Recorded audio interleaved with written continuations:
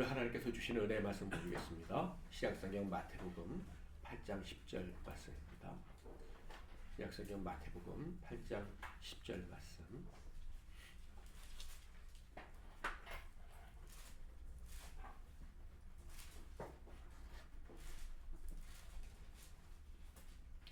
우리 다 같이 한 목소리로 보겠습니다. 영상을 참조하실 분들은 참조하십시오.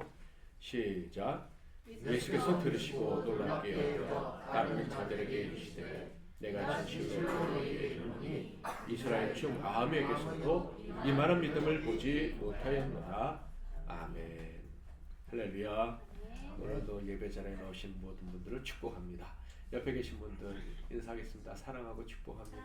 사랑하고 축복합니다. 오늘은 가장 큰 믿음이란 제목으로 하나님 말씀을 상고하겠습니다.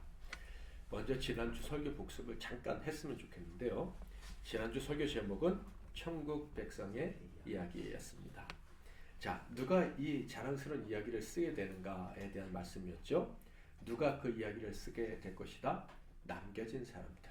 하늘로 가시면서 주님이 남겨두신 그 사람들의 이야기를 쓰게 된다. 그러니까 제자들과 저와 여러분이겠죠. 하나님께서 가시면서 이제 성령이 너와 함께할 거다. 내가 함께할 거다. 라고 약속을 주신 사람들이 이제 이야기를 쓰게 된다라는 거예요. 자, 그런데 이 남겨진 사람들이 하는 일이 뭡니까? 예수님께서 이 땅에 계셨을 때 하신 사역을 이어받는 거예요. 예수님이 하셨던 사역을 대신 감당하러 위임받은 사람들이 남겨진 사람들, 제자들, 저와 여러분이에요. 자, 그렇다면 주님이 이 땅에 계셨을 때 하셨던 사역이 뭡니까? 하늘과 땅의 모든 권세로 하나님 나라를 속게 하신 거예요. 그리고 하나님 나라를 경험하게 하신 거예요. 병자들을 고치시고 가난한 자들에게 먹을 것을 주시고 외로운 자들에게 친구가 되어 주시면서 천국을 경험하게 하신 게 예수님께서 하신 일이에요. 예수님의 이야기는 다 그 이야기인 거예요. 그러므로 남겨진 저와 여러분 제자들이 해야 될 사역은 예수님이 하신 그 사역을 그대로 이어받아서 천국을 자랑하면서 살아가게 되는 것인데, 그때 무엇을 경험하게 된다? 하늘과 땅의 모든 권세로 우리를 도우시는 주님을 경험하면서 이야기를 써내려가게 된다라는 거예요. 자, 그러므로 남겨진 저와 여러분 제자들에게 가장 중요한 것은 믿음이에요. 믿음. 우리가 남겨진 자다. 자, 옆에 계신 분들하고 인사하겠습니다. 저와 여러분은 남겨진 자들입니다. 남겨진 자들이다. 네, 그래서 일어나셔야 돼요. 일어나셔야 돼. 제자로서 벌떡 일어나셔야 돼요. 사명을 가지고 일어나야 돼. 한번 해볼까요? 구호 준비하면 딱 이렇게 하시는 거예요. 구호 준비. 네. 우리 함께 기뻐하는 교회잖아요. 그러니까 함기 하시면 돼요. 함기. 구호 준비. 함기. 제가 교회야 그럼 여러분 일어나라 그러시는 거예요. 교회요. 일어나라. 교회요. 일어나라. 네, 믿음을 가지고 일어나셔야 돼요.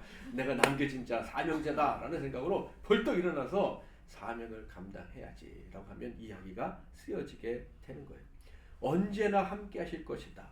하늘과 땅의 모든 것을 언제나 함께 하실 것이다 라는 믿음으로 나아가면 이제 우리 생에 하나님과 함께 쓰는 이야기들이 가득하게 될 것이다 라는 거예요. 만약에 자랑할 만한 이야기가 별로 없다고 생각하신다면 올해 원년이 하시기를 바랍니다.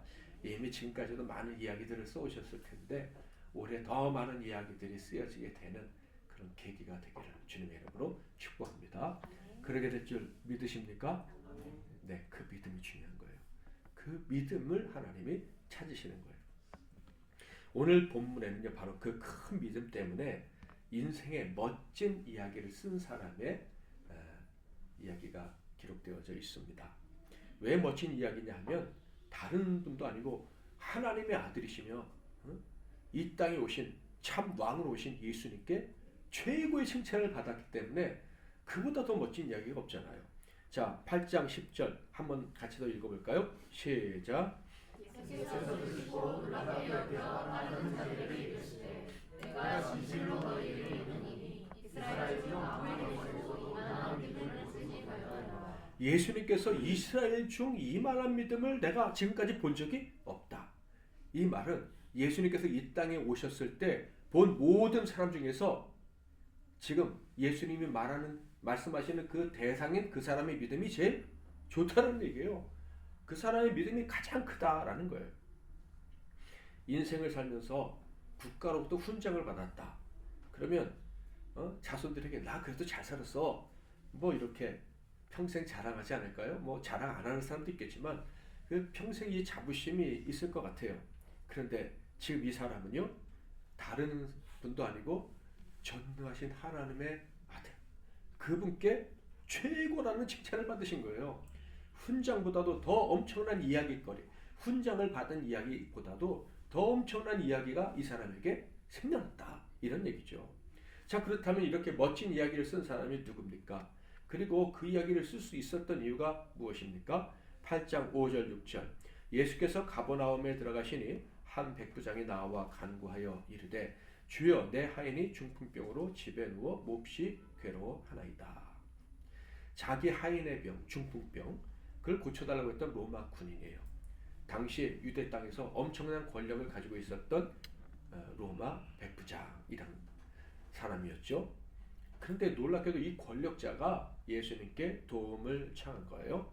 그런데 이 사람이 있었던 동네가 어디입니까? 갈릴리 지방의 가버나움. 지도 한번 잠깐 볼까요? 거기 나사렛 보이시죠? 나사렛이 어디입니까? 예수님이 자라나신 동네. 근데 그 동네에서 예수님이 이 갈릴리 지방에서 복음 전하시다가 어떤 일이 있었어요? 예수를 거부하니까 선지자가 고향에서는 대접을 받지 못한다 하시면서 거기서 더 이상 기적을 행하지 아니었다. 예수님이 가장 많은 활동도 하시고 기적도 베푸려고 하셨지만 제일 많이 거부했던 이 갈릴리 지방의 수도나 다름없는 이 가버나움에 있는 로마의 장교가, 고위 장교가 예수님께 도움을 청했다라는 거예요. 그것도 자신의 종의 병을 고쳐달라고. 성경에는 이 사람의 이름이 없어요. 누군지도 몰라. 그냥 백부장이라는 것만 알아요. 그리고 그 전에 예수님을 만나봤을 가능성도 없어요. 그리고 예수님이 이때 나이가 몇 살이십니까? 공생애를 시작하셨던 때니까 33살. 33살의 젊은 유대인에게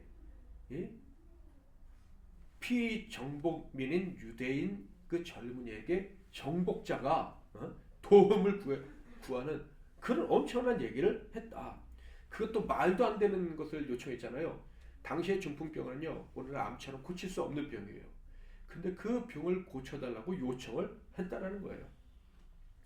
자, 아마 보통 사람 같으면 이런 일이 발생할 거라는 것은 상상도 못했을 것이고 이런 일이 발생하면 당황했을 것 같아요. 그런데 예수님은 어떻게 반응하셨습니까? 네가 나를 언제 본 적 있냐? 응? 뭐 이런 식으로 물어보신 것도 아니고 우리 민족을 괴롭히면서 도움을 달라고? 뭐 이렇게 말씀하신 것도 아니고 바로 정확하게 이렇게 대답하셔요. 자, 8장 7절 시작.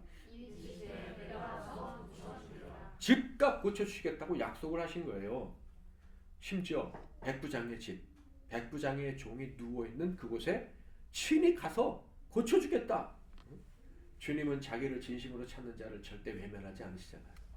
그러니까 그가 백부장이든 누구든 내가 가서 고쳐주겠다. 주님을 찾는 그 순간 바로 반응을 하신 거예요. 자, 그런데 예수님을 포함한 모든 사람들이 귀를 의심할 만한 말을 이 백부장이 합니다. 자, 8절 9절 같이 한번 읽어보겠습니다. 시작. 백부장이 대답하여 이르되 주여 내 집에 들어오심을 감당하지 못하겠사오니 다만 말씀으로만 하옵소서. 그러면 내 하인이 낫겠사옵나이다. 나도 남의 수하에 있는 사람이요 내 아래에도 군사가 있으니 이리로 가라 하면 가고 저리로 오라 하면 오고 내 정도로 이것을 하라 하면 하나이다. 주님은 나의 부하도 아니고 주인이십니다. 지금 이 사람이 8절에 뭐라고 되어 있어요? 8절에 백부장이 대답해 이르되 주여, 랍비도 아니고 선생도 아니고 Lord, my Lord, 나의 주인이시여, 이렇게 얘기했단 말이에요. 당신은 나의 주인이신데 어떻게 그 하인과 같은 밑에 사람인 내가 오라 마라 할 수가 있겠습니까? 원래 상전이 행동하는 방식대로 행동해 주시옵소서. 이 말은 명령만 내려 주옵소서 이런 얘기예요. 그러면 자신의 종이 치료될 줄 믿는다는 거예요. 우리 집에 굳이 안 오셔도 말씀만 하시면 내 종이 나올 줄 믿습니다. 이런 엄청난 고백을 한 거예요. 이 사람은요, 이 백부장은 예수님을 자기의 주인으로 여겼을 뿐만 아니라 이 예수님이 무엇의 주인? 만물의 주인, 만물의 주인. 이 시간과 공간을 주장하시는 분, 병마도 주장하시는 분, 귀신이든 운명이든 그분이 다 다스린다는 그 엄청난 믿음을 갖고 있는 거예요. 예수가 진짜 주인이다. 33살짜리 그 젊은이가 진짜 주인이다. 여러분은 예수님이 진짜 주인이시라는 거 믿으십니까? 정말 멋지게 다스리고 계심을 믿으십니까? 최고로 다스리고 내가 후회할 수 없도록 걱정할 필요 없이 완벽하게 이끌어 주실 줄 믿으십니까? 놀랍게도 이 사람은 믿었어요. 그러자 예수님이 이렇게 말씀하신 거예요. 예수께서 들으시고 놀랍게 여겨. 이 놀랍게 여기다는 아주 기뻐하다, 환희체다 이런 의미도 포함되어 있어요. 놀랍게 여겨 따르는 자들에게 이르시되 내가 진실로 너희에게 이르노니 이스라엘 중 아무에게서도 이만한 믿음을 보지 못하였노라. 앞서 언급했던 대로 예수님의 고향집이 있었던 갈릴리 지역에서뿐만 아니라 유다를 포함해서 온 이스라엘 사람, 이 땅에 있는 모든 사람 중에서 심지어 제자들보다도 이 사람이 더 큰 믿음을 가졌다. 이렇게 칭찬을 해주신 거예요. 그리고 바로 그의 기도에 응답을 해주십니다. 13절 예수께서 백부장에게 이르시되 가라 내 믿음대로 될지어다 하시니 그 즉시 하인이 나으니라. 그런데요, 이 13절 말씀하시기 전에 이 사람의 기도가 응답되었다라고 말씀하시기 전에 소름 끼치는 경고의 말씀을 하셨다는 것을 잊으면 안 됩니다. 어떤 경고의 말씀이었는지 11절 12절 같이 한번 읽겠습니다. 시작. 또 너희에게 이르노니 민수로부터 낮은 사람이 일어 아브라함과 이삭과 야곱과 함께 천국에 앉으려니와 그 나라의 본 자손들은 각각 어두운 데 쫓겨나 거기서 울며 이를 갈게 되리라. 동서로부터 많은 사람이 천국에 들어간다. 이 말은 이방인 백부장처럼 믿음, 칭찬받을 믿음을 가진 사람이라면 전 세계 어디서든지 와서 어디로 들어갈 수 있다? 예수님이 소개하시는, 예수님이 알려주시는 그 천국에 들어가서 그 천국의 혜택을 다 누릴 수 있을 것이다 말씀하신 거예요. 그런데 반대로 그 나라의 본 자손들은 누굽니까? 이스라엘 사람들, 특별히 나한테 믿음이 있다고 생각하는 사람들, 믿음이 있다고 생각하지만 실제로는 예수님께 믿음을 보여주지 못하는 사람들, 믿음의 실체를 가지고 있지 않으면서도 믿음이 있다고 생각했던 그 사람들은 어떻게 된다? 바깥 어두운데 쫓겨나 거기서 울며 이를 가게 되리라. 지옥에 떨어진단 말이에요. 지옥에 떨어진다. 엄청나게 무서운 말씀이에요. 자, 그렇다면 이 백부장의 믿음은 도대체 어떤 믿음이기에 이렇게 예수님께 칭찬을 받았고, 먼저 믿었기 때문에 나는 믿음이 있고 믿음의 기득권도 있다고 생각했던 유대인들은 왜 지옥에 떨어지게 되었을까요? 자, 예를 한번 들어볼까요? 어떤 분이 불치병에 걸렸어요. 우리 교회 교인이라고 합시다. 그래서 목사님께 기도를 받으러 왔는데 제가 어떻게 기도를 해야 되나요? 첫째, 하나님의 뜻이라면 고쳐주시옵소서. 이렇게 기도해야 될까요? 아니면 하나님, 전능하신 하나님 무조건 고쳐주시옵소서. 이렇게 해야 될까요? 두 기도가 약간 좀 둘 다 문제가 있는 것 같은 생각이 들지 않습니까? 자, 첫 번째, 하나님의 뜻이면 고쳐주시옵소서. 이 기도는요 아주 지혜로운 기도예요. 왜냐하면 내가 책임질 일이 없잖아. 고쳐주셔도 고쳐주지 않으시면 누구 책임? 하나님 책임. 예? 아유, 목사님이 능력이 없어서 기도를 못 고친데 뭐 이런 얘기를 안 들어도 되잖아요.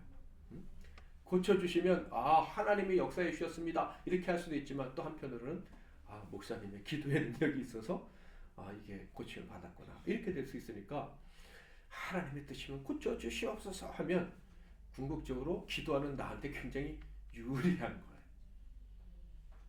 근데 무조건 고쳐주시옵소서 하면 이건 하나님의 뜻을 묻지 않고 한다면은 이것도 좀 문제가 있잖아요. 그럼에도 불구하고 하나님은 첫 번째 기도보다 두 번째 기도를 더 좋아하셔요.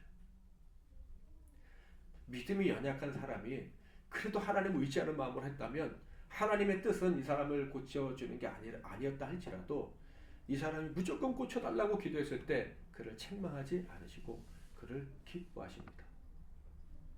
왠지 아세요? 하나님 고쳐주세요. 무조건 고쳐주세요. 고쳐주시거나 안 고쳐주시면 누구 책임인 거예요? 하나님 책임이 되잖아요. 그렇잖아요. 고쳐주셔도 어떤 사람은 내가 기도해서 할 수도 있겠지만 하나님이 하나님께서 영광 받을 확률이 1번보다 2번이 훨씬 높은 거예요. 여러분, 왜 이 비유를 드리냐면요. 기도는요. 즉 하나님을 믿고 의지하고 하나님께 나아갈 때는요. 뒤를 돌아보면 안 되는 거예요. 하나님께 의지하고 나아갔을 때 하나님이 안 도와주시면 어떡하지? 하나님이 기도응답 안 해주시면 어떡하지? 이걸 생각하고 나아가는 것은 믿음이 아니다. 믿음이 아니다. 유대인들은요. 가르쳤어요. 메시아가 베들레헴에서 태어나신다. 그런데 정작 예수님이 베들레헴에서 태어나시자 헤롯하고 손잡고 죽이려고 했잖아요. 왜요?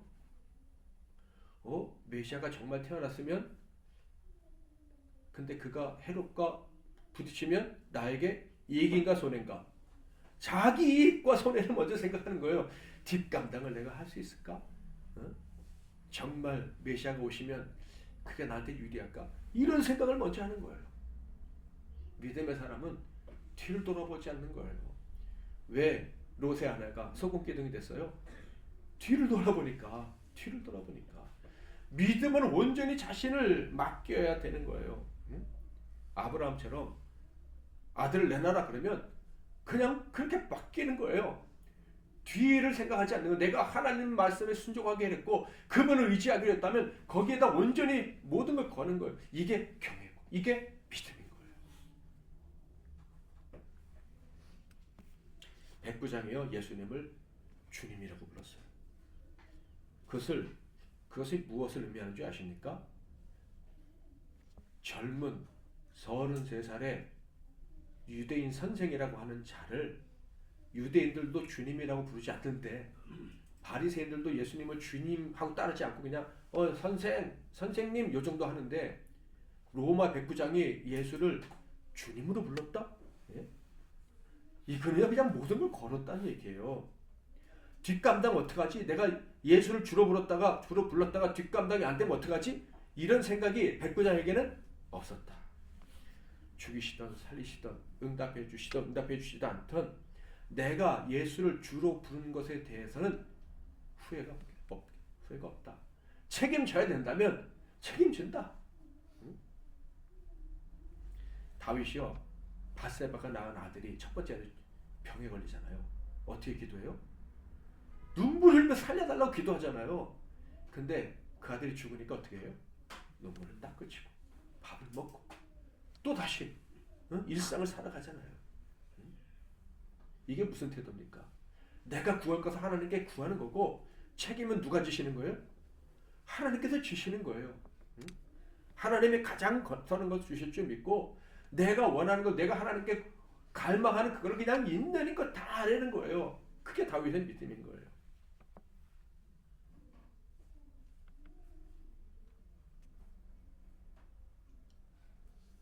예수님께 백부장이 도움을 구한 순간 자신의 운명의 바통을 예수님께 넘겨버렸어요.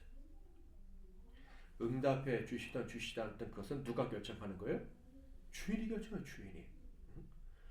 응답해 주실까 안 하실까? 이건 내가 생각할 부분이 아닌 거예요. 그러니까 무조건 도움을 구하는 거예요. 온전히 그분만 의지하겠다는 결연한 의지가 있어야 이게 진짜 기도고 믿음의 기도가 된다라는 거예요. 백부장이 예수를 주님이다 불렀다. 이건 엄청나게 위험한 일이라고 방금 말씀을 드렸는데 아시다시피 예수는 피지배 민족의 젊은 사람일 뿐이잖아요. 그를 주인이라고 불렀으니 이 통치자가 백부장이 위신이 어떻게 되겠어요? 위신이 땅에 떨어질 수도 있는 거예요. 앞으로 이 유대인들을 통치하기가 어려울 수도 있어요. 자기 수하들에게 무시를 당해서 정치적 위기를 만날 수도 있어요. 아니 백부장님 어떻게 저런 유대인들도 싫어하는 저 사람을 주님이라고 부릅니까? 게다가 자기가 아파서 그러면 아유 본인이 죽을까봐 그러나 보다 그 정도는 이해하겠지 뭐 생각할 수도 있는데 당시 종은요 사람이 아니잖아요. 인격이 아니잖아요. 물건이잖아요. 근데 그 물건과 같은 그 존재 때문에 머리를 유대인 젊은이에게 조아렸다. 정말 가치도 없는 일을 위해서 유대 젊은이에게 머리를 조아리고 주인이라고 불렀다. 이게 소문에 는다면 어떻게 되겠어요? 우리는 회사에서 뭐 회식 자리나 식사 자리나 예수 믿는 게 들통날까봐 그렇잖아요.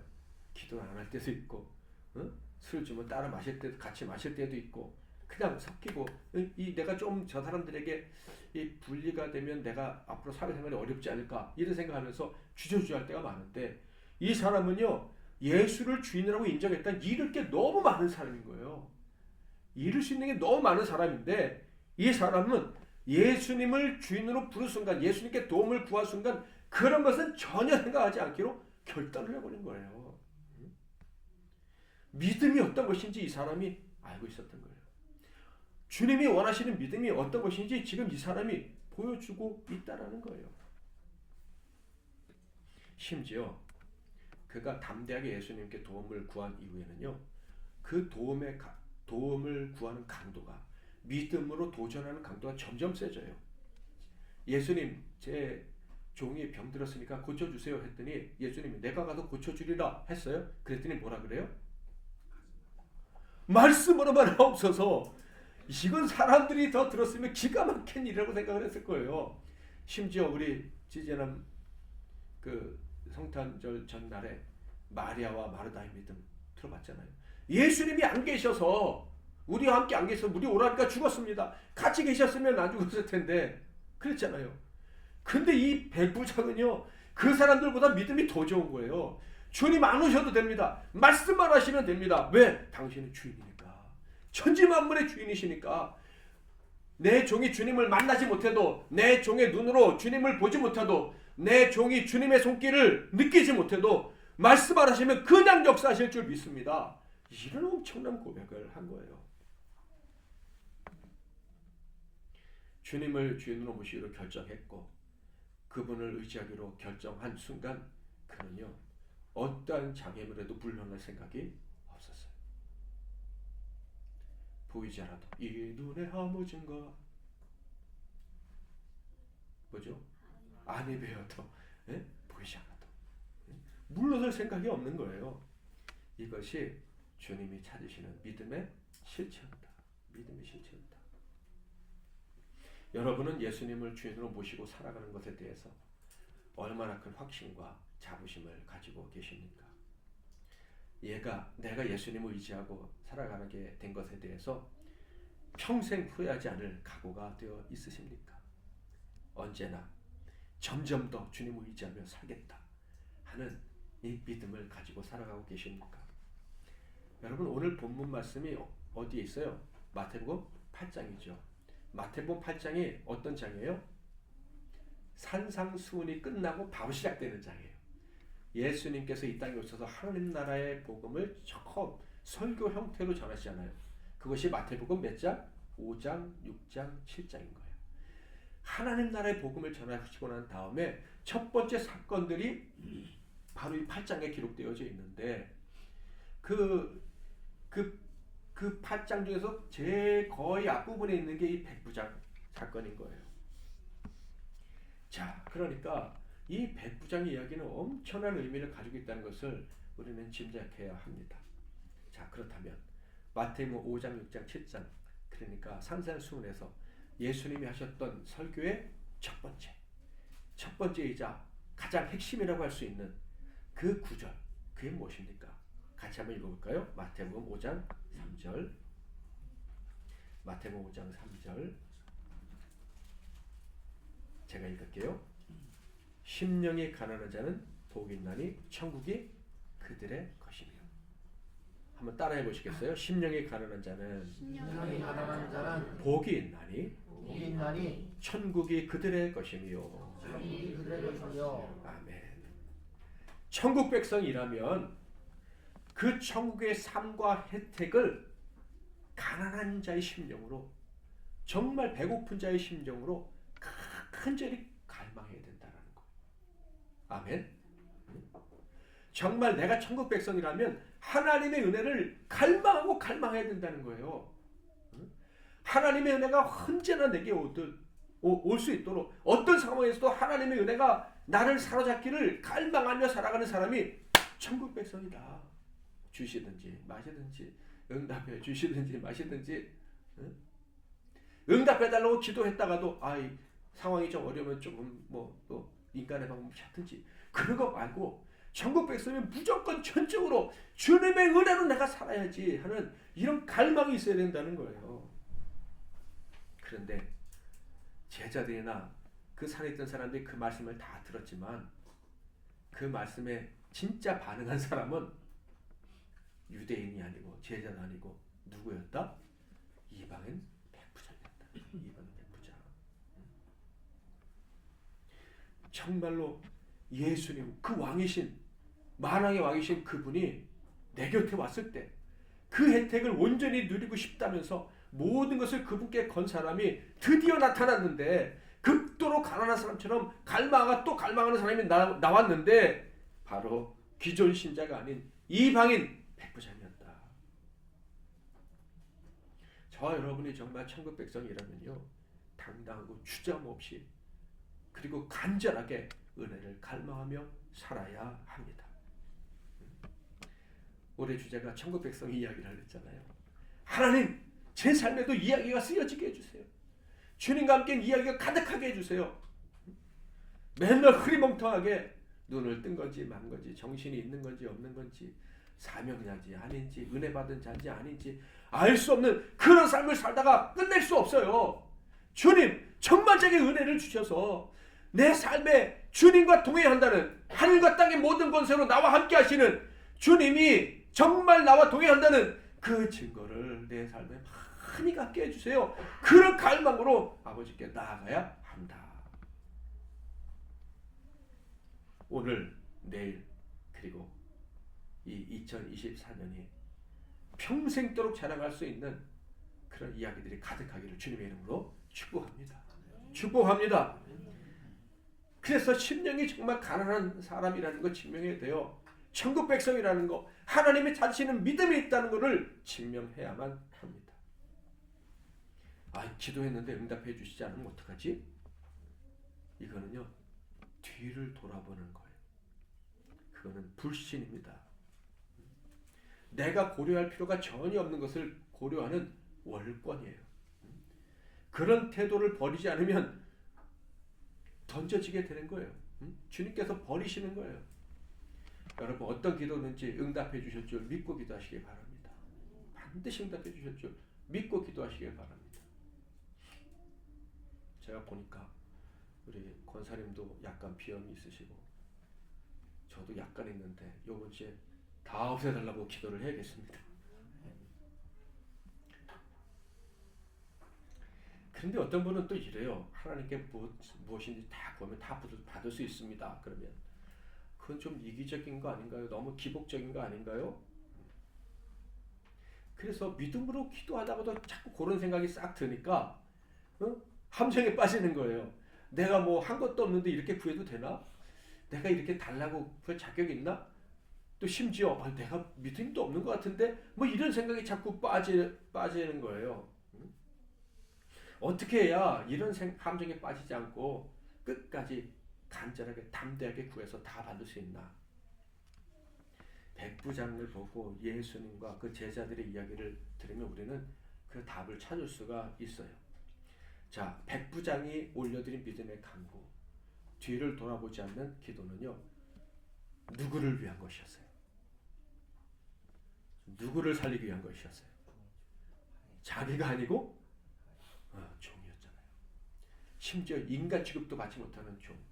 그 사람을 살리기 위해서 자기의 모든 것을 건 거예요.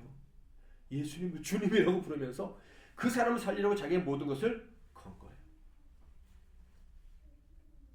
그래서 이야기가 쓰여지게 된 거예요. 그의 종이 낳았다는 이야기뿐만 아니라 그의 삶은 주님이 인정하시는 삶이라는 거, 모든 이스라엘 사람 중에 제일 큰 믿음을 가진 사람이라는 거. 예수님이 그 이후에 얼마나 많은 복을 주셨겠어요. 더 많은 이야기들이 쓰여졌겠죠. 자, 마찬가지로 하늘과 땅의 모든 권세로 주님과 함께하면서 이야기들을 써내려갈 제자들은 어떤 삶을 살아야 이런 이야기들을 쓰게 되겠습니까?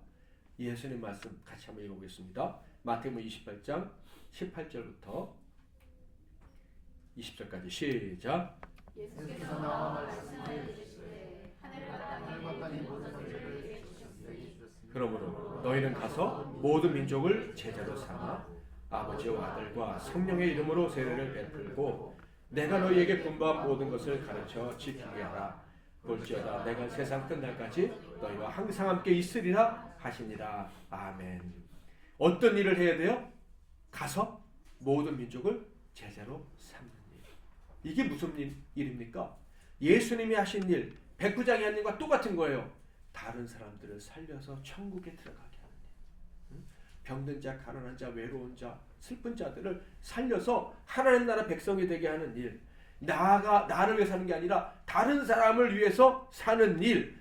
그 일을 위해서 기도하고 그 일을 위해서 달려갈 때 하늘과 땅의 모든 권세가 함께하는, 그래서 이야기가 시작이 되는 그런 복을 누리게 될 것이다. 여러분, 늦기 전에 여러분의 믿음을 보여주시기를 바랍니다. 하나님께 여러분의 믿음을 보여주세요. 뒤돌아보지 않는 믿음, 후회하지 않는 믿음, 어떤 기도 제목이든지 하나님께 구하면 응답해 주실 줄 믿고 의심하지 않는 믿음이 여러분 안에 충만하게 되기를 축복합니다. 그 믿음을 주시려고 예수님은 나사로가 죽었을 때 기뻐하셨어요. 지금까지 뭐가 안 되셨습니까? 실패하셨습니까? 그럼에도 불구하고 주님은 지금 일하고 계셔요. 뭘 주시려고? 믿음 주시려고. 그 믿음이 여러분에게 있다는 것을 주님께 속히 보여드릴 수 있기를 축복합니다. 믿음의 사람이 되시기를 바랍니다. 자, 그런데 그 믿음을 증명하려면 주님이 도와주셔야 돼. 그렇죠? 그 믿음이 내게 있다는 걸 증명하려면 내가 믿었더니 주님께서 일하시는 증거가 나타나야 되잖아요. 그렇지 않습니까? 믿었더니 주님이 살려주시고, 믿었더니 고쳐주시고, 믿고 기도했더니 응답해 주신 이 증거들이 있어야 되잖아요. 아멘?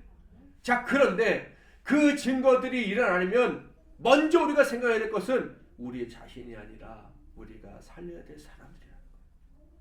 다른 사람들이라는 거예요. 그래서 우리 경험해 보잖아요. 기도를 많이 했는데 기도를 제대로 하다 보면요, 내 기도는 별로 못하고 누구 기도를 하게 돼요? 다른 사람 기도하게 되는 거예요. 그런데 어느 날 보면 내 기도는 이미 다 응답이 되어 있잖아요. 그게 기도의 원리 아니겠어요?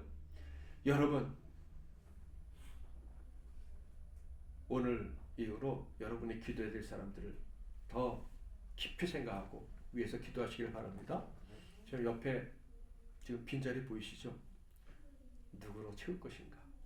이제 여기 온 지 우리가 1년이 다 돼가는데 이제는 내가 사람을 찾아서 이 자리에 채우는 열매 맺는 일을 이제 해야 되지 않겠습니까? 늦기 전에 다른 사람을, 특별히 죽어가는 사람을 천국 백성으로 삼으려는 그런 일을 할 때 우리의 믿음이 증명이 되는 거예요. 어떻게든지 한 사람을 더 구원하려고 애쓰면서 주님께 부르짖어 기도할 때 우리의 기도가 점점 더 큰 믿음의 기도가 되고, 우리의 기도가 주님이 기뻐하시는 기도가 되고 칭찬받는 기도가 되고 이야기가 만들어지는 동기가 되는 그런 기도가 되는 것입니다. 2024년 천국 백성의 삶, 제자의 삶, 이제 본격적으로 시작할 수 있기를 축복합니다. 애쓰신 것 알고 있는데 낙심하지 말고 더 힘을 내기를 주님의 이름으로 축복합니다. 울며 기도합시다. 당당하게 구합시다. 내가 어떻게 행동할지를 하나님께 묻고 실천할 수 있기를 바랍니다. 정말 주님께서 도와주실 것이다. 내 말과 생각까지도 책임져 주실 것이다. 왕이신 하나님께서 이 시간과 공간을 다 지배하셔서 하나님의 역사가 함께하는 그곳에, 은혜가 임하는 그곳에 내가 늘 있고 우리 교회가 늘 있게 할 것이다. 이 믿음으로 달려가시기를 축복합니다. 그러면 저와 여러분 삶에 올 한 해 동안 엄청난 이야기들이 쓰여지게 될 거예요. 예수께서 들으시고 놀랍게 여겨 따르는 자들에게 이르시되 내가 진실로 너에게 이르노니 이스라엘 중 아무에게서도 이만한 믿음을 보지 못하였노라. 이제는 우리 주 예수 그리스도의 크신 은혜와 우리 하나님 아버지의 극진하신 사랑하심과 성령님의 위로교통 충만 복주시는 은혜가 주님께 가장 큰 믿음을 가진 사람이라고 칭찬받기를 갈망하는 심령을 가지고 이 시간에 머리 숙인, 그래서 결국 칭찬받게 될 이 모든 종들 한 분 한 분 위에와 그들의 가정과 산업과 건강과 미래 위에 이 나라와 이 민족과 세계 열방과 주님께서 피로 가지고 다신 우리 함께 기뻐하는 교회 위에 이제로부터 영원토록 함께 하실지어다. 아멘.